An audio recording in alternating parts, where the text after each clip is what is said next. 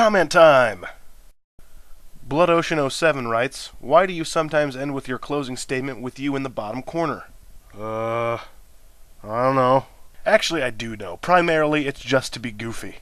I feel like that answer is a moderately obvious one, but your question was a moderately obvious one, so I guess that's par for the course. I mean, why did I throw a slice of roast beef at my face? Why did I stick AV cords up my nose? However, the bottom corner thing, there might be slightly more to that. Like, in case you haven't noticed, my head bounces around the frame a lot. This is a nigh inevitable result of the quick cutting that I use that everyone else uses that makes me seem unoriginal. By putting my face in intensely weird or unconventional positions, I accentuate the quick cuts and try to go for some put-upon form of dynamicity. I mean, sometimes I get really, severely, uncomfortably close to the webcam. And this, paired with wider shots, serves in my twisted mind to make the web show seem more active.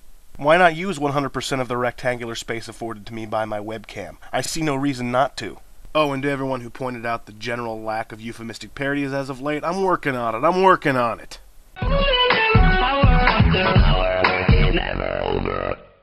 Good afternoon, butt kickers. Lend me your ears. It's March 15, the 74th day of 2011, which means, ready yourself for the most predictable reference in the history of the world, beware the Ides of March.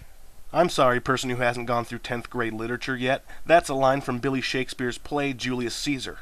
You see, J.C. died on March 15, 44 B.C., and near the beginning of the play, a seer warns Julius to beware the Ides of March. It's one of the more well-known lines of the play. So if any of you butt-kickers find yourselves today surrounded by 60 or so angry-looking people wielding knives, I suggest you don't allow their hands to speak for them. Sorry, that was another reference to Julius Caesar all you freshmen won't get.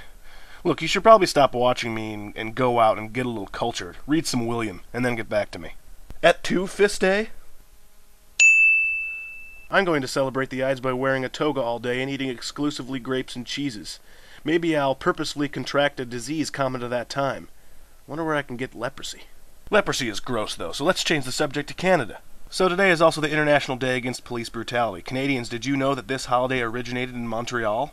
That strikes me as funny, though. I didn't know there was any crime in Canada, and thereby they didn't need any police. Although maybe that is why International Day originated in Canada, because you do have police, and they're constantly jonesing for some hardcore cop drama-esque action. But then they realize that they're in Canada, and the most action they're going to see is this guy they just caught going 1 kilometer per hour over the speed limit. Canada is metric, right? Whatever. But so that cop had better make the best out of this arrest, because after this, it's just another stretch of 3 months with nothing happening.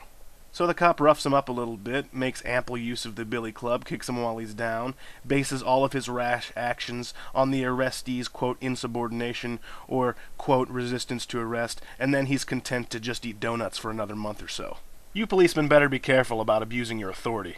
You don't want an uprising on your hands. I mean, look what happened to Julius Caesar.